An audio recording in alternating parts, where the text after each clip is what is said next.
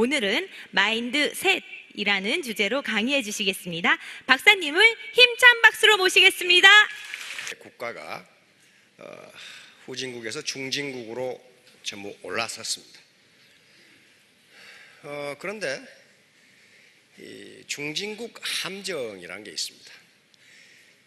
중진국에서 통상 중진국은 한 GDP 개인소득 한 15,000불 수준, 그걸 뚫고 2만 불을 넘어서 3만 불까지 진입한 나라는 몇 개나 되겠어요?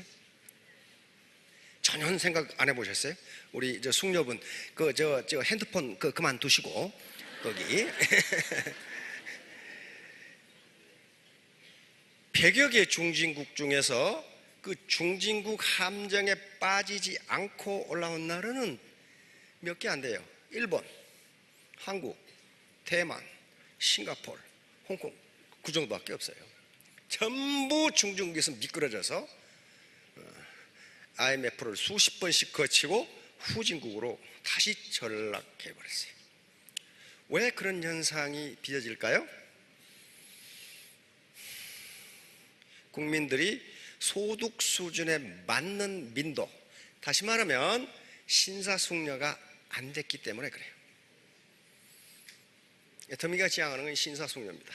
신사숙녀란 뭐냐? 건전한 상식을 가진 민주시민을 신사숙녀라고 우리는 정의합니다. 건전한 상식을 가지고 있는 민주시민이에요. 민주시민. 그런데 미국, 캐나다, 일본, 호주 이런 선진국을 투어를 해보면 시기들이 기분 나쁘게 말이야, 한국을 선진국으로 인정하지 않습니다. 되게 기분 나빠요. 그러니까 거기서 폭력을 행사하면 내가 잡혀가. 야 이 새끼야, 말 조심해. 그러고 싶은데, 그래서 당신들은 2차 대전 이후에 아시아에서 선진국이 된 나라는 어디라고 생각하느냐? 제가 멕시코까지 가서 물어봤어요. 그건 일본 하나밖에 없다. 한국? 아니야. 그런데 우리가 아셔야 할 것은 우리 대한민국은 가장 우수한 민족 중에 하나입니다. 2차 대전 이후에 경제발전과 민주화를 동시에 달성한 나라는 우리 대한민국 하나밖에 없어요. 그럼에도 불구하고 왜 기분 나쁘게 대한민국을 선진국으로 인정하지 않을까? 이건 우리가 기분 나빠할 일이 아니고 왜 그럴까를 생각해야 돼. 대한민국은 아직 신사숙녀가 덜 됐다는 거예요. 다시 말하면 기본적인 매너, 기본적인 배려, 같이 살아야 된다는 생각이 부족하다 이거예요. 부족하다. 그런 나라를 어떻게 우리가 선진국에 하냐, 그런 말을 해요. 그럼 우리 국민 전체가 그러느냐? 그렇지가 않아요. 그렇지가 않아요. 그런데 미꾸라지 한 마리가 웅덩이 물을 흐려요. 그러면 그 안에 있는 미꾸라지는 어떤 놈이 그런지 모르니까 다 욕을 먹어. 시식을 팍 삶아서 추어탕이나 해보. 그러니까 우리 국민 전체가 신사숙녀가 아니라는 게 아니고 일부가 그래도 그것이 도매금으로 넘어가요. 그것을 최소유로 법칙이라고 합니다. 참 희한한 법칙도 있죠. 최소유로 법칙. 사과가 1% 썩었으면 썩은 사과예요, 성한 사과예요? 썩은 사과로 치고요. 그러면 항의할 수 있어요. 야 임마, 99%는 성하지 않냐? 그런데 1%만 썩어도 그걸 썩은 사과 취급하지 절대로 성한 사과 취급을 안 해요. 자, 그래서 더미가 지향하는 바는 선진조직, 신사숙녀를 지향합니다.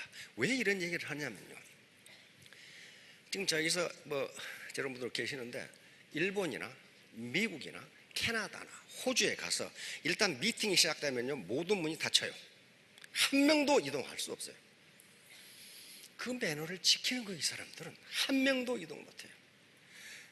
근데 오늘 제가 이 말 하는 것은 지금 음악을 연주하려고 그러는데 제발 이 카메라 앞에서는 왔다 갔다 하지 마시라고.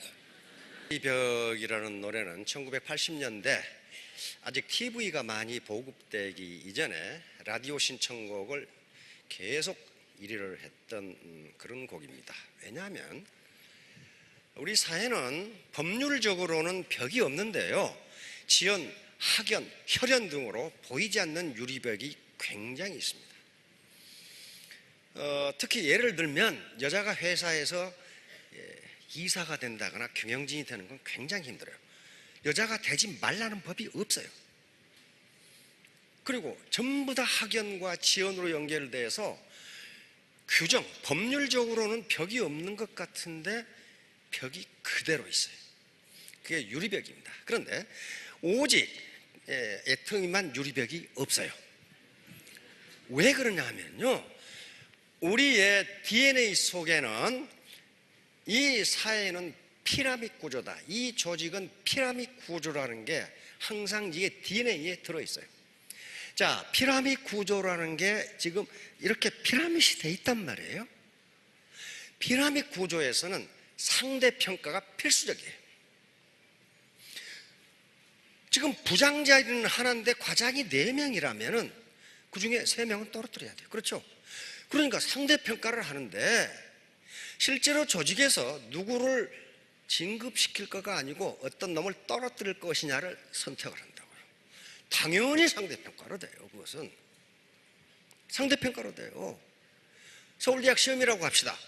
그러면 일정 점수 이상을 다 합격시킵니까? 안 그래요. 위에서부터 정원으로 잘라버려요. 상대평가예요. 우리 수능 어떻게 되어 있어요? 전부 상대평가로 되어 있어요. 이 상대평가 시스템이 사회를 각박하게 만들어요. 왜? 저 새끼를 내가 끌어내려야 내가 올라가. 그렇잖아요. 저놈을 내가 어떻게 헐뜯어서든지 헐뜯어서 끌어내려야 내가 올라간다고요. 그걸 나쁘다고 할 수가 없어요. 그렇게 돼 있는데? 그렇게 돼 있어요. 그렇게 돼 있어. 그러니까 예를 들면 사관학교에서 200명 뽑는다. 오기는 10,000명이 와. 10,000명이. 그러면 9,800명을 어떻게 떨어뜨릴까를 뽑아내요. 그걸 뽑아내. 왜? 그러면 상대평가를 할 수밖에 없어요. 그렇죠? 자, 이렇게 되니까 이 피라미드 구조에서는 반드시 상대평가를 해야 되고, 그러니까 경쟁이 치열하게 벌어지는 거예요. 치열하게 벌어져요. 그런데 애터미 시스템에서는 상대평가가 아니라 절대평가예요. 절대평가. 예를 들면 조직이 이렇게 생겼어. 지금 세일즈 마스터 판매사 자격이 주어졌는데 됐어. PV가 됐어. 그럼 어때요? 그 중에 골라냅니까? 안 그래요. 절대 조건을 갖춘 사람은 다 올라가요. 다 올라간다. 이게 이렇게 안 돼 있어요. 그러니까 파트너, 스폰서, 형제 라인 헐뜯으면 안 돼요. 헐뜯는다고 해서 자기가 올라가는 게 아니에요. 형제 라인도 잘해야 파이가 커져서 내 수당이 올라가게 돼 있어요. 그런데 이거 바꾸기가 매우 어려워요. 왜? 지금까지 계속 상대평가 시스템에 살았기 때문에 그래요. 피라미드 구조 속에서 살았으니까 사다리 타고 올라가면 뒤에서 엉덩이 밀어서 올려주는 게 아니라 바지 가랑이로도 잡고 끄집어내려야 저놈이 떨어져야 내가 올라가. 사회 구조가 그렇게 생겼어요. 그렇게 생겼어. 요즘 로스쿨 있죠? 로스쿨. 아니, 변호사 때는 로스쿨 있잖아요. 대학원에. 그 합격률이 얼마나 점수 떨어지죠? 아마 50% 안 돼요. 2년 동안 말이야 학비를 수억을 써가지고 로스쿨을 졸업했는데 변호사 시험 합격이 안 돼. 왜? 점점 누적이 떨어진 사람이 누적이 되니까 딱 1,500명이란 말이에요. 지금은 합격률 50%도 안 돼요. 그런데 이게 사법시험하고 다른 것은 5번 시험 봐서 떨어진 놈은 로스쿨을 안 나오는 거랑 똑같아. 시험 못 봐 이제 앞으로. 그게 상대평가니까 그래요. 절대평가를 해서 시험 점수가 일정 이상인 사람은 다 변호사가 된다. 그렇게 되면은 괜찮은데 1,500명으로 딱 정해놨어. 그러니까 계속 떨어지는 누적 인원은 나오는데 그래도 계속 1,500이니까 절반밖에 합격 못하는 거지. 자, 그런데 우리는 애터미 시스템은 자기가 전부 1번이라고 그랬어요. 그래서 만약에 스타마스터 조건을 갖추었는데 그 중에 10명만 스타마스터 시킨다. 그런 거 없어요. 절대 조건만 가지면 다 되도록 그렇게 돼 있어요. 그러니까 그래서 재심합력하라는 거예요.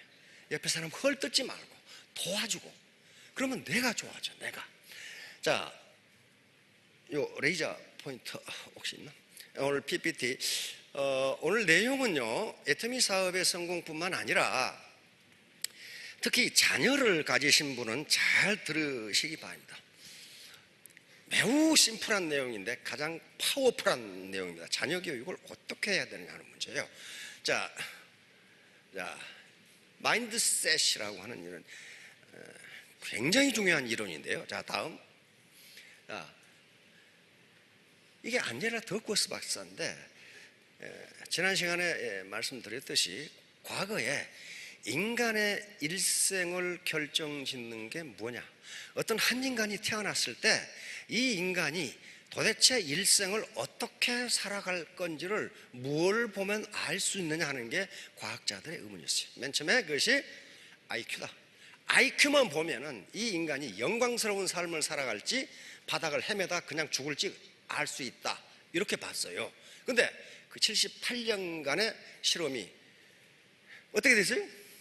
IQ는 인간의 일생을 설명하는데 아무 관계도 없다, 그 결론을 내렸어요. 자, 그러니까 이제 후속 학자들이 그러면 도대체 인간의 사회적 성공을 뭘 보면 알 수 있을까? 바로 안젤라 더크워스 지금 이 심리학 교수인데요. 이분이 찾아낸 게 그릇이라는 거예요. 열정과 끈기, 이것이 인간의 일생을 결정한다. 광범위한 10년간의 연구 끝에 모든 부분에 다 적용된다. 모든 부분에 다 적용된다. 얼굴이 이쁘면 어떻게 되겠어요? 그것도 사회생활 하는데 유리한 조건이에요.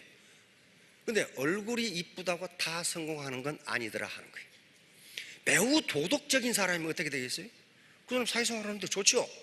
근데 매우 도덕적이라고 성공하는 건 아니다야. 또 건강하면 어떻게 되겠어요? 건강은 성공의 필수적인 요소입니다. 그렇죠? 그런데 그놈이 힘세고 건강하고 성공하는 건 아니더라 말이에요.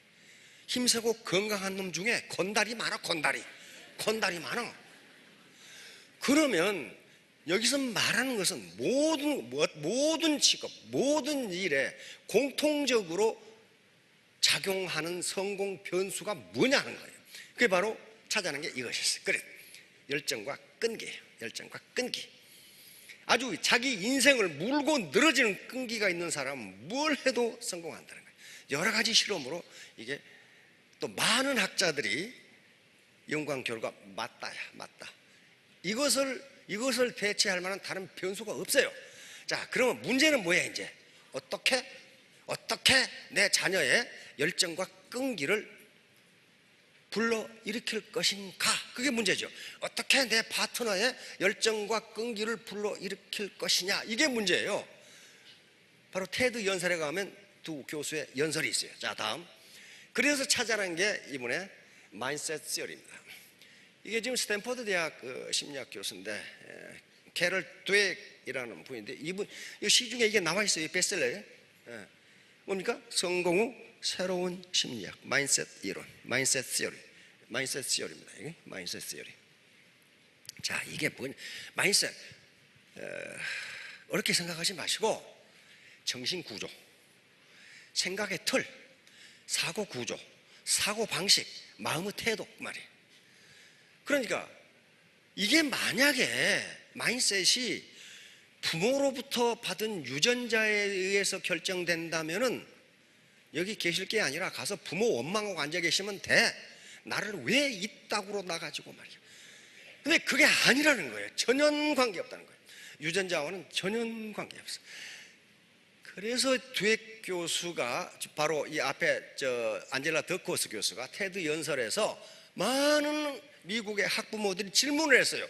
그럼 도대체 그릿이 인생의 한 인간의 일생을 설명하는 가장 중요한 변수라는데, 그럼 도대체 그릿을 어떻게 증진시키는 거요? 당연하죠. 강의를 듣는 사람들은 안젤라 더크워스 박사의 대답은 나도 모르겠어. 그러나 지금까지 내가 본 이론 중에 가장 강력한 것은 마인셋 이론입니다. 딱 그렇게 얘기한 거예요.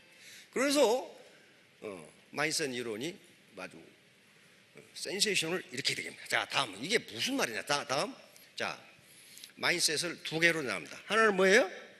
그로스 마인셋, 성장형 마인셋이고, 또 하나는 픽스드 마인셋이에요. 이거 이렇게 나오는 것은요, 광범위한 연구와 실험을 거쳐서 맞다고 하니까 이렇게 나온 거예요. 자, 성장형 마인셋은 뭐예요? 인간의, 한번 읽어봅시다. 재능과 능력과 능력은 훈련, 노력, 훈련, 학습, 교육, 인내를 통해 발전될 수 있다고 믿는 마음의 틀. 이들은 모든 사람이 열심히 노력한다면 똑똑해질 수 있고 성공할 수 있다고 믿는다. 이게 간단하죠? 내는 부모한테 유전자를 잘못 받아가지고 머리가 돌이다, 그렇게 생각한 거하고 내 노력이 부족하구나, 그렇게 생각한 거와 전혀 인생을 다르게 산다는 거예요. 이게 바로 이제 픽스드 마인드셋이 그거예요. 인간의 기본적인 능력, 지능, 재능 등은 타고났다. 이건 타고났다. 그러니까 나는 해봐야 별 볼 일 없다, 이렇게 생각하는 게 픽스드 마인드셋이에요. 야, 이 두 마인드셋을 가지고 이제 실험을 시작합니다. 자, 다음. 자, 마인드셋 고정형과, 자, 이제 미국에 가면은 그 브로드웨이 저 끄트머리에 그 흑인들이 모여 사는 할렘이라는 데 있죠. 할렘. 그 다음에 저쪽에 외곽에 브롱스 이런 데가 있어요. 그리고 애터미 그 지사가 있는 시애틀에 가면 인디안 보호구역이 있어요. 인디안 보호구역. 시애틀이라는 말도 인디안 추장의 이름입니다. 위대한 추장의 이름이 시애틀이에요. 그래, 그쪽에 시애틀 근방에 가면 도시 이름이 전부 인디안어로 되어 있어요. 그 타코마 다리 있죠. 그 타코마도 인디안 말이에요, 그게. 자, 그런데 뉴욕 할렘의 한 유치원, 이 교수들이 가서 실험을 하는 거예요. 이 유치원, 할렘 그 유치원이 어때요? 가보니까 연필 잡을 줄도 몰라. 이 얘들이 연필을 평생 한 번도 안 잡아봤어. 왜? 부모들이 전부 건달들인데 언제 연필을 잡아봐요? 그런데 이 교수팀이 가서 바로 마인셋을 성장형 마인셋으로 바꿨습니다. 거의 1년 걸렸어요. 1년. 다시 말하면 너희들은 열심히 하면은 머리가 좋아지고 똑똑해지고 사회적으로 성공할 수 있다는 걸 계속 가르쳐 준 거예요. 그랬더니 어떻게 됐어요? 1년 만에 전국 성취도 시험에서 미국에서 상위 5%면 굉장한 겁니다. 이렇게 됐어요. 근데 뉴 사우스 브롱스 여기는 더 했어요. 4학년 학생들을 대상으로 그렇게 마인셋을 바꿔줬더니 어떻게 됐어요? 수학시험에서 1등을 해버렸어요. 근데 더 아주 희한한 것은 시애틀에서 일어났어요. 이 인디안 보호구역은요, 미국에서 캐나다하고 미국은 인디안들을 보호한다는 의미로 평생 아무것도 안 해도 먹고 살 수 있도록 지원을 해줍니다. 아무것도 안 해도. 그리고 카지노 이런 것은 전부 인디안만 하도록 돼 있어요. 카지노 뭐 이런 거. 그러니까 어때요? 아무것도 안 해도 먹고 사니까 밥만 먹고 살면 될 텐데 마약을 먹고 살아가지고 이게 지금 문제가 심각하단 말이에요, 이게. 그러니까 학력이 엉망진창이에요, 그 인디안 보호구역이. 그런데 시애틀에 가면은 마이크로소프트 본사가 있어요. 빌 게이츠. 천재들이 모여 있는데요, 마이크로소프트. 아마존 본사도 시애틀에 있고 보잉 본사도 시애틀에 있고 시애틀에가 뭐가 많아. 근데 요 인디안 보호구역 애들이 마이크로소프트 자녀들을 뛰어넘었어요, 수학시험에. 이렇게 큰 유력을 발휘한 거야. 근데 여러 군데 실험의 결과 마인셋만 바꾸는 것으로도 그 인간의 일생을 아주 영광스럽게 만든다는 걸 알아냈어요. 자, 다음. 자, 이제 문제는 이거예요. 요걸 내가 체험적으로 알아. 무슨 칭찬이에요? 이것은 과정 칭찬. 이게 아무것도 아닌데요, 굉장히 중요합니다. 이게 인간의 일생을 결정한다는 게 여러 연구와 실험에서 증명됐어요. 뭐냐면은, 우리 삼촌들 그러거든요.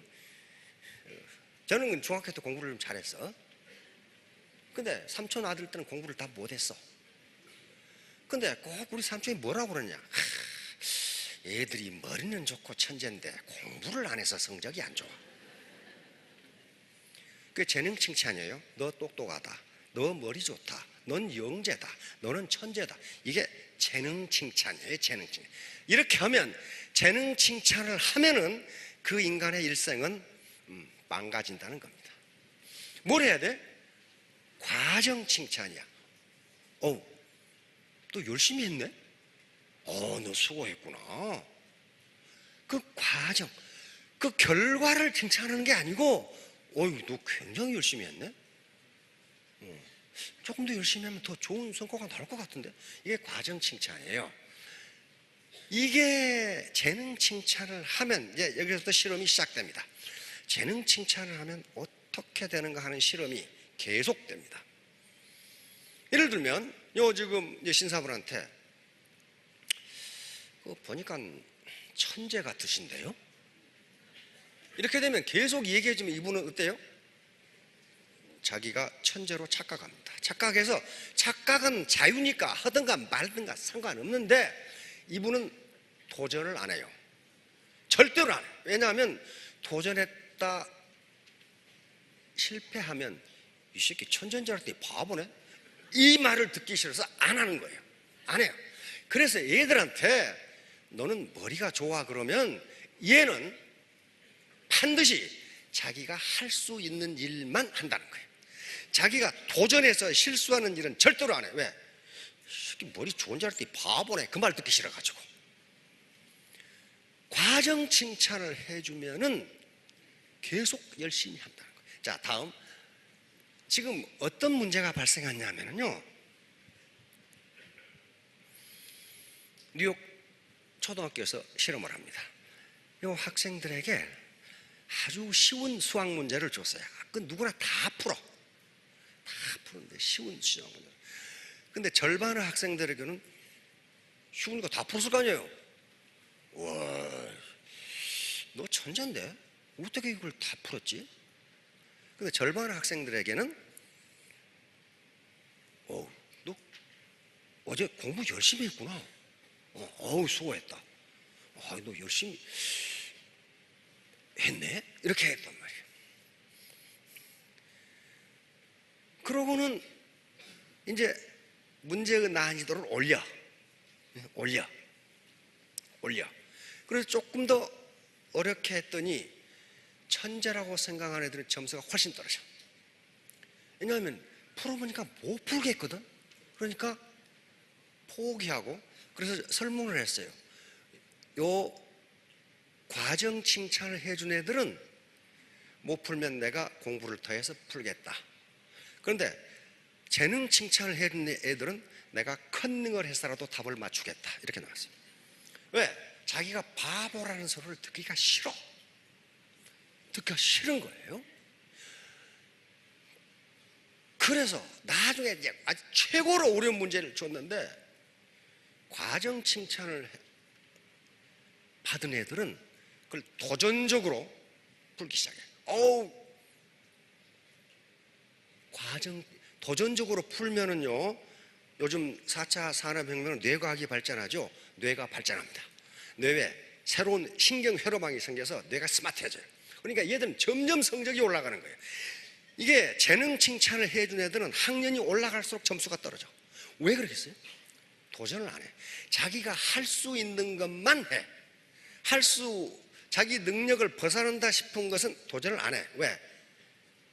이거 실수하면 날 바보라고 할 거 아닌가? 내가 천재인데? 이렇게 생각한단 말이에요. 그래가지고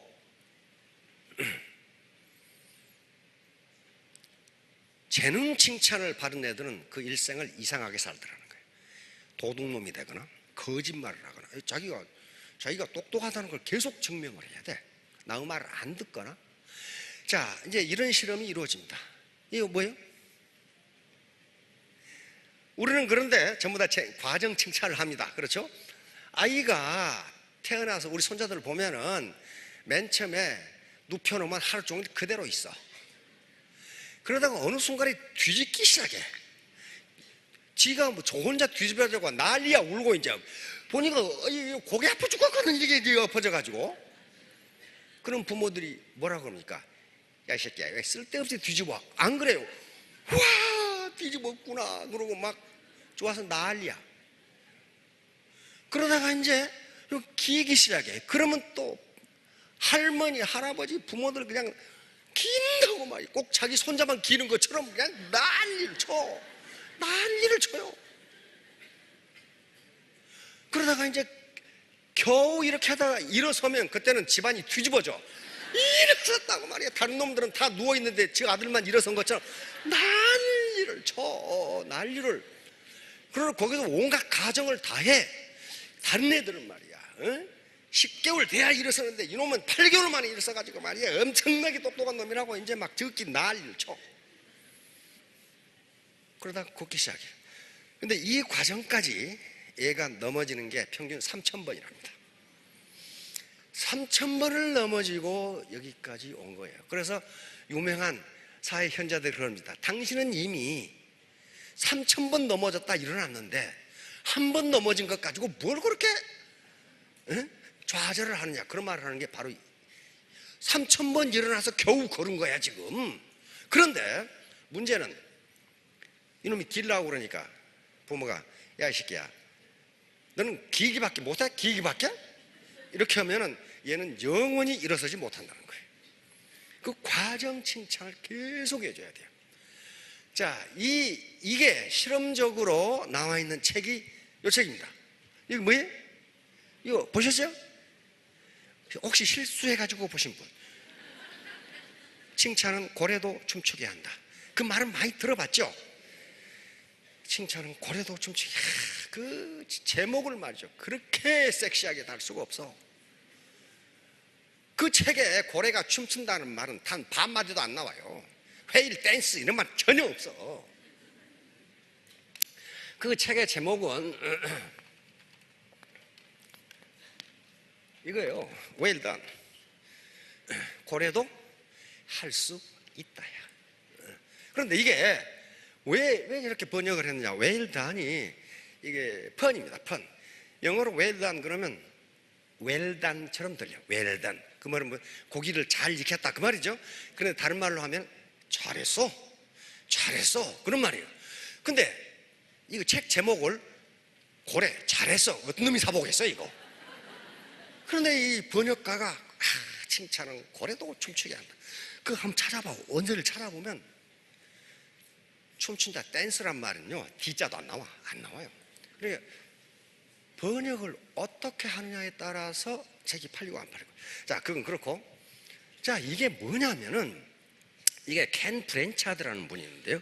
이분은 대단한 학자이면서 베스트셀러 작가입니다. 학자예요.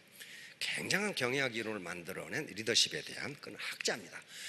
그런데 휴가를 받아가지고 자기 친구가 그 범고래 쇼를 하는 데가 있으니까 자네 한번 가보게 그랬단 말이에요. 그런데 이 학자가 전혀 마음이 내키지를 않아. 범고래가 쇼한다는 게 그리 말이 되냐? 그 말의 쇼지. 왜냐하면 범고래가 영어로 킬러 베일이거든요. 킬러 베일. 영어로 이름이 무시무시하죠. 킬러 베일. 그러니까 바다에서 가장 먹이사슬의 상위에 있는 게 범고래예요. 가장 포악하고. 근데 왜 이게 상위에 있느냐? 사냥을 혼자 안 해.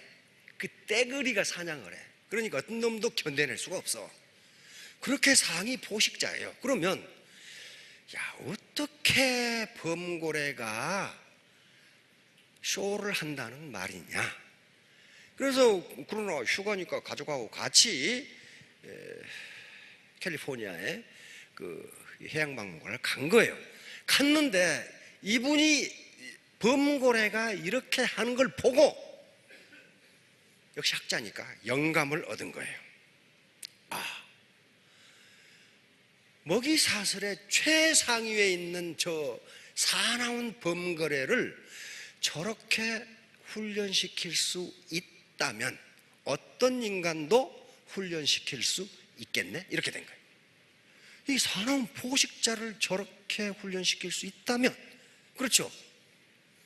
그래서 이제 거기에 전문가들하고 책을 쓴 게 웨이단이라는 책입니다. 고래도 할 수 있다. 여기에 가장 중요한 게 과정 칭찬이에요. 자, 요게 처음부터 이렇게 뛴 게 아닙니다. 범고래가 요 물에 이제 풀이 있으면요, 물 속에다가 이 물 속에다가 밧줄을 이렇게 쳐놔. 밧줄을 쳐놓고 이 범고래가 밧줄 위로 지나갈 때만 먹이를 줘. 밧줄 위로 지나갈 때만 먹이를 줘. 그럼 몇 번 하면 이 범고래는 학습이 되겠죠. 밧줄 위로 지나가니까 먹이를 주네. 그렇게 학습이 될 즈음 되면 밧줄을 조금씩 올려. 그러면 이놈은 계속 먹이를 먹기 위해서 밧줄 위로 계속 지나가는 거야. 그때 물속에서 지나갔지만 계속 칭찬을 해주는 거예요. 범고래도 머리 쓰다듬어주면 되게 좋아한대요. 범고래에다가 주먹질했다가는 잡아먹혀요. 저거 머리를 쓰다듬어주면 굉장히 좋아한대. 굉장히 좋아해요. 그 터치가 그렇게 중요한 거예요. 그래서 그런 식으로 밧줄 위로 지나가면 먹이를 주고 쓰다듬어주고 안아주고 그렇게 했어. 조련사들이. 그러면 점점 밧줄을 올리니까 어때요? 거기로 계속 가는 거예요. 그래가지고 밧줄을 공중에 올랐더니 그걸 뛰어넘가. 그게 범고래 쇼예요. 과정 칭찬이에요. 과정 칭찬. 그러니까 파트너 중에 범고래 같이 험한 놈이 있으면, 아이고 오늘 수고하셨다고 말이야. 이렇게 성과를 좋게 올려. 그래 칭찬해 줘야지. 이것도 좀 일이라고 한 거냐 말이야. 이렇게 되면 그 범고래가 물 수가 있어요. 물 수가 있어. 자, 바로 이 과정 칭찬입니다. 그러니까 재능 칭찬을 하면 그 인간은 평생을 아무것도 안 한다는 거예요. 자기가 할 수 있는 일만 해. 왜? 어떤 일에 도전했다가 실패하면 머리가 좋은 줄 알았더니 돌대가리구만. 그 말이 듣기 싫어가지고. 자, 다음. 자, 재능과 지능은 스스로 발달시킬 수 있다. 이 뇌과학이 발전하면서 사실이라는 게 들어갔어요. 재능과 지능은 고정된 것이 아니라 아이들 스스로 발전시킬 수 있다. 발달시킬 수 있다. 뒤에 박사의 연설회가 들어있습니다. 자, 다음. 자, 1만 시간의 법칙 많이 들어보셨죠? 1만 시간을 특정한 일에 몰입하면 세계적인 인물이 될 수 있다는 게 1만 시간의 법칙이에요. 근데 좀 이상하지 않으세요? 회사에 10년을 근무해도 고놈이야. 10년을 근무했으면 세계적인 인물이 돼야 되는데 안 된다 이거야. 근데 이 학자들이 한 말은 1만 시간을 그냥 꾸역꾸역 있으면 세계적인 인물, 뛰어난 능력을 갖는다는 게 절대로 아니에요. 바로 성장형 마인드셋을 가진 경우에만 그렇다는 거예요. 다시 말하면 이 뭐라고 그랬어요? 1만 시간을 투입하면 전문가가 될 수 있다고 하는데, 이건 법칙이에요. 법칙이니까. 그것은 단순히 1만 시간을 투입하는 것이 아니다. 뭐예요?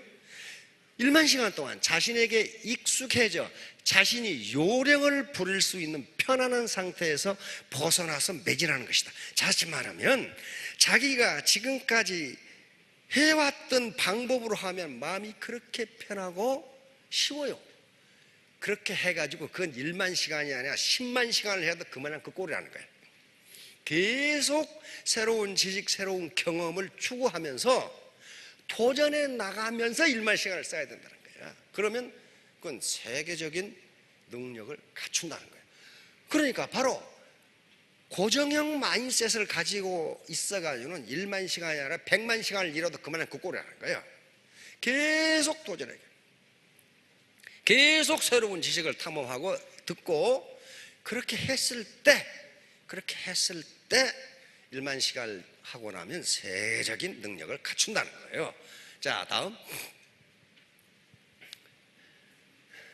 이거 똑같은 겁니다. 성장형 마인드셋을 가지면 계속 새로운 것에 도전을 해. 고정형 마인드셋을 가지면 자기가 할 수 있는 것만 해. 도전을 안 해. 왜? 바보라는 소리를 듣기 싫어서. 그럼 어때요? 계속 새로운 지식과 경험을 쌓고 새로운 도전을 해가면은 뇌의 신경 회로망이 새로 생기면서 강력하게 된다고 합니다. 그럼 머리가 점점 스마트해지는 거예요. 그래서 1만 시간의 법칙, 1만 시간을 그렇게 하고 나면 이 사람은 무슨 일이든지 할 수 있게 됩니다. 지금까지 자기에게 익숙한 일을 편안한 방법으로 계속해도 그건 아무 소용, 발전이 없다는 거예요. 그건 이게 지금 마인드셋 이론이에요. 마인드셋이에요. 그러니까 성장형 마인드셋을 가진 아이들은 도전적으로 일하면서 굉장히 좋아하더라는 거예요. 어려운 문제를 풀면서 내 머리가 좋아지고 있구나, 그렇게 느낀다는 거예요.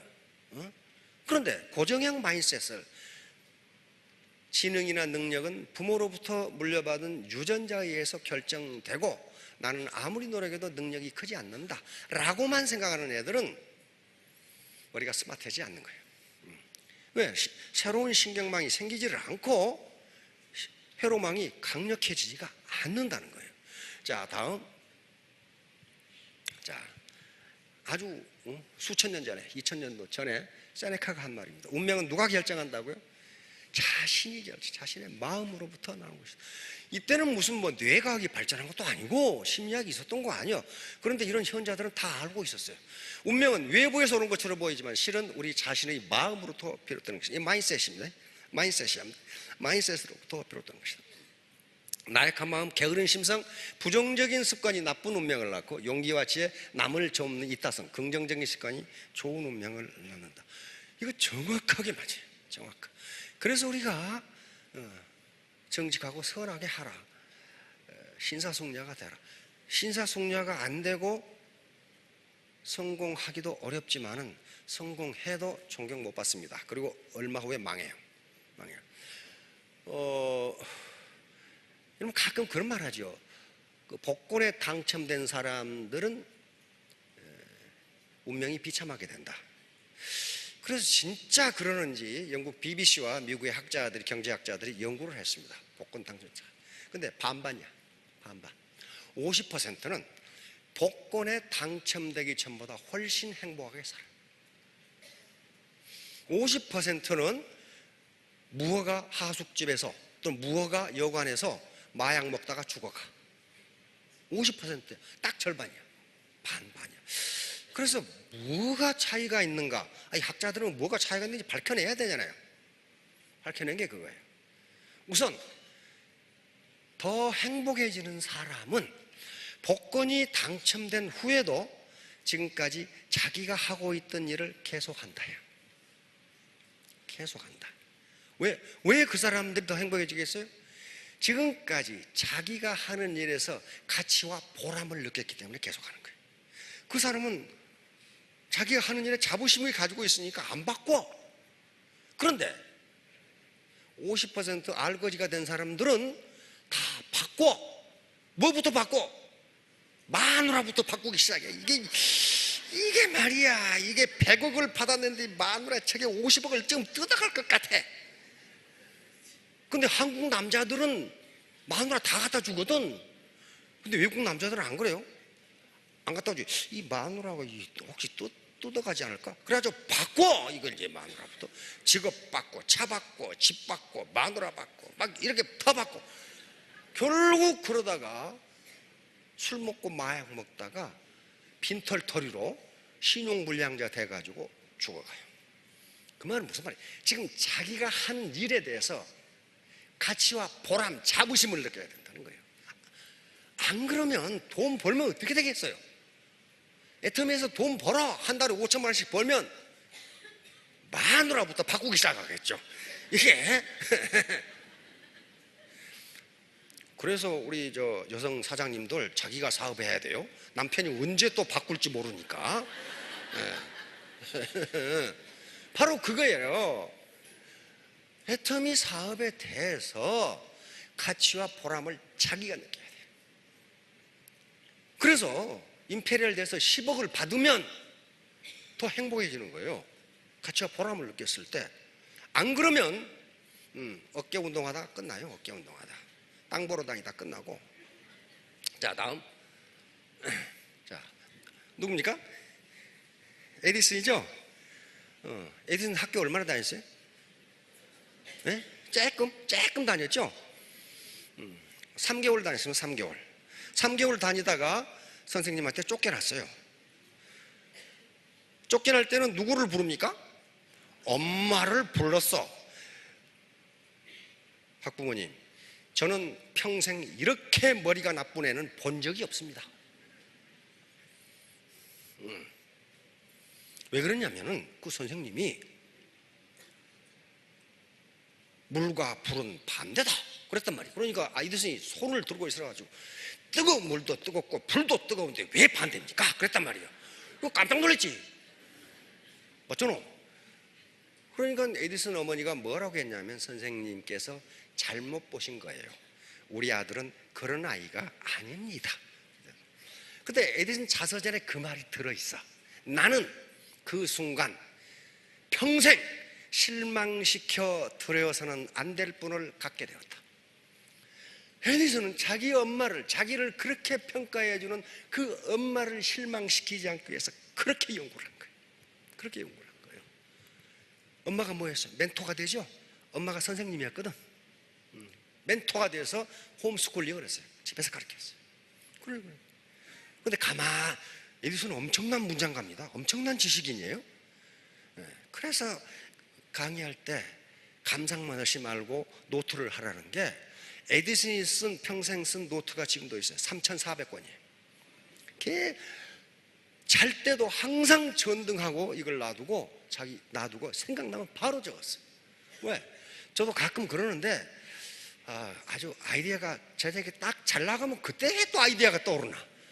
아이고 내일 아침에 적지. 내일 아침에 어제 저녁에 뭔가 생각을 했는데 지금 뭐가 생각을 했는지 몰라. 잊어버려요. 에디슨은 그렇게 했습니다. 자, 그래서 뭐라고 그랬어요? 천재는 99%의 땀, 노력과 1%의 영감으로 이루어진다. 이걸 잘못 해석하면 안 됩니다. 에디슨에게 기자가 물었어요. 이 말이 무슨 말입니까? 이 말이 무슨 말입니까? 그러니까 인간이 99% 노력하는 것은 당연한 거 아니냐. 가만히 있어 되는 일이 어딨냐. 그런데 아무리 99% 노력해도 1% 영감이 없으면 발명 못한다. 그건 무슨 말이에요? 물을 99도까지 끓여도 1도가 부족하면 그 물은 끓지 않는다. 그런데 에디슨이 말하는 건 뭐냐면은 이 1%의 영감이라고 하는 것도 가만히 있는데 화장실에서 갑자기 생각났다 그런 법이 없다는 거예요. 이게 어떤 사람은 화장실에 가면 굿 아이디어 떠오른다고 화장실로 가는 사람이 있는데 그렇게 안 된다는 거예요. 이 1%의 영감도 99%의 노력이 있어야 가능하다는 거예요. 그 얘기를 지금 하고 있는 거예요. 지금. 근데 노력도 안 하고 닭을 잡아먹으려면은 털이라도 뽑고 잡아먹어야 돼. 근데 털도 안 뽑고 먹으려고 하는 사람이 있어. 그게 다단계 사업하면 일찍 돈 번다더라. 돈 일찍 못 벌어요. 절대로 못 번다. 왜? 바로 판매사부터 이렇게 자기의 역량, 캐패시티를 늘려가지 않으면요 월 4천만 원, 5천만 원 받으면 어떻게 되겠어요? 아직 지금 그것을 포용할 수 있는 역량이 안 되는데, 가슴이 그것밖에 안 되는데 그렇게 받으면요 받고 마누라부터 받고 이렇게 된다니까요. 오늘 뉴스 보면은 무슨 주먹밥 거기 보도났죠? 봉 뭐라고 하는 뭐 봉다리 무슨 뭐야 이게 그건 학교에서 산업계에서 유명했습니다. 청년 창업으로 25살에 노점상 하다가 창업을 해서 프랜차이즈로 가맹점이 1000개나 됐으니까 어때요? 엄청난 돈을 벌었고 엄청나게 많은 사람을 건들게 됐는데 어땠어요? 자, 돈이 생기고 많은 사람을 건드려야 되니까 그것을 감당할 수 있는 능력이 안 되는 거예요. 그러니까 뭐예요? 술 먹고 마약 먹고 그걸로 하다가 결국 감옥에 가셔가지고 파산. 보세요. 돈 벌어도 그 버는 과정에서 그 사람의 인격, 인품, 지식, 능력 이렇게 크지 않으면요 죽어요. 그런 게 한두 가지가 아니에요. 지금 뭐 총각내 뭐 그것도 있죠. 그거 곤망해. 거기도 교육을 시켜. 이렇게 교육을 시키는데 그 젊은 놈이에요. 나보다 젊으니까 젊은 놈이라고 합시다. 뭐 젊은 년은 아니니까. 이 교육 이름을 원데이다, 석세스 아카데미가 그렇게 안 붙였어. 똥개 교육. 새끼를 다 똥개들이란 말이야 이게. 그리고 수강료 500만 원. 온갖 욕설로 2시간을 보내. 그러다 어떻게 됐어? 거의 망할 지경이랬지. 왜? 그 많은 사람, 그 많은 돈을 감당할 포용력이 없어. 그 수준이 안 돼. 그래서 계속 강의를 듣고 자기의 가슴 사이즈를 키워가라는 거예요. 보톡스 맞아서 키우는 게 아니고 가슴 사이즈를 강의를 듣고 키우라 이거예요. 지금 안 그러면 나중에 수천만 원, 4천대, 5천대기 되면은 저 꼴배기 싫은 남자부터 받고 이렇게 되면 말이야. 사회 봉사하러 나가야 돼. 자, 이제 결론으로 다음. 그래서 조금만 더 하라. 이거 앤드류 카네기죠. 자, 다음. 조금만 더 하면 어떻게 되는가 봅시다. 하루에 1% 더하면 365일이면 37.8배를 할 수 있어. 1% 덜 하면 어떻게 돼요? 0.01. 이게 성공의 비결이에요. 자, 다음 이제 결론으로 갑니다. 태도, 마인셋이에요. 태도는 마인셋입니다. 마인셋이 중요합니다. 내 마음을 어떻게, 이건 부모로부터 받은 유전자가 결정하는 게 아니에요. 내가 결정해요. 내가. 자, 그래서 결론. Do just now. 오늘 처음 오신 분들, 결심은 빠를수록 좋습니다. 빠를수록. The sooner you start, the better. The better. 두 번째 뭐예요? Do together. 함께 하라. 결코 혼자. 자기가 똑똑하다고 하는 인간치고 애터미 사업에서 성공하는 사람 한 사람도 없어요. 못합니다. 절대로 못해요. 성공 못해요. 자, 세 번째 뭐예요? Do urgent. Perform with burning desire. 불타는 욕망, 불타는 열망으로 하라. 이게 패션입니다. 패션. 이거 뭐예요? Do not give up. Do not give up. 절대로 포기하지 마라. 그러니까 애터미 사업에서 실패란 포기했을 때 실패하는 겁니다. 포기하지 않으면 실수는 하지만 실패는 아직 안 한 거예요. 자, 3년, 5년 후에 모두 스타 마스터, 로얄 마스터가 되시기 바랍니다. 예.